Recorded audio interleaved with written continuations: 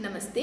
Breast feeding की इस video के सेकंड पार्ट में हम डिस्कस करेंगे कि बच्चे को ब्रेस्ट पे ढंग से कैसे लगाया जाए, उसके पोजीशन और अटैचमेंट के पॉइंट्स के बारे में, और प्लस किस तरीके से माँ कंफर्टेबली घंटों घंटों बच्चे को ब्रेस्ट फीड करवा पाए विदाउट डिस्कम्फर्ट, और इस पूरे प्रोसेस को बहुत ही सुखद एंड कंफर्टेबल बनाया जा सके। इन सब में जाने से पहले हम समझते हैं थोड़े बेसिक्स के बारे में।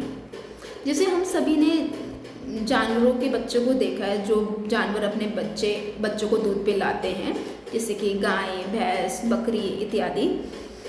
जो उनके बच्चे होते हैं उनकी गर्दन संभली होती है, तो आपने वो देखा ही है कि बछड़ा गया माँ के नीचे, स्तनों से आराम से उसने बच्चे ने दूध लिया, क्योंकि उसकी गर्दन संभली हुई, सर ऊपर किया और आराम से फीड किया।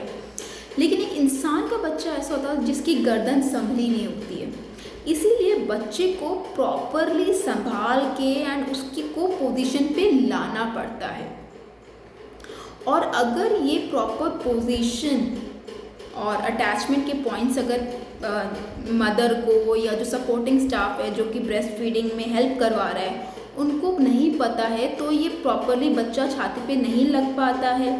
प्लस जो काला घेरा होता है छाती का, जैसे कि निप्पल होता है इनिशियली, पीछे काला घेरा होता है।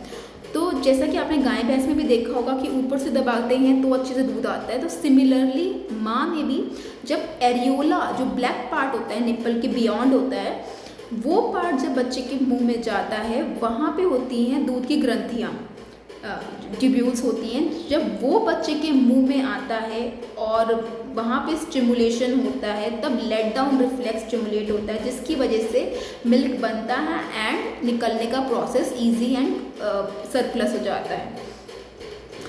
तो ये बेसिकली सारा डिमांड और सप्लाई का मैच है। बच्चे को जितना छाती पे प्रॉपरली लगाएंगे, बच्चा छाती पे जितना सक करेगा उतना दूध बनेगा और निकलेगा। इससे माँ के बिल्ट का कोई डिफरेंस नहीं होता कि माँ की अच्छी बिल्ट है तो अच्छा मिल्क निकालेगी या माँ की थिन बिल्ट है तो कम दूध निकालेगी। ये सारा प्रोसेस ही बेसिकली साइकोलॉजिकल और प्रोसेस होता है, जहाँ पे माँ की मानसिकता, माँ का स्ट्रेस लेवल और माँ कितनी कंफर्टेबल है बच्चे को पकड़ने में, पेन फैक्टर तो नहीं है, और प्लस इमोशनल बॉन्ड कितना स्ट्रॉन्ग है, दो इवेंचुअली वो बिल्ड होता है। तो ये सब फैक्टर्स होते हैं जहाँ पे ब्रेस्ट फीडिंग का ब्रेस्ट मिल्क का प्रोडक्शन और उसका जो आपका प्रोसेस है निकलने का, वो सब गवर्न करता है।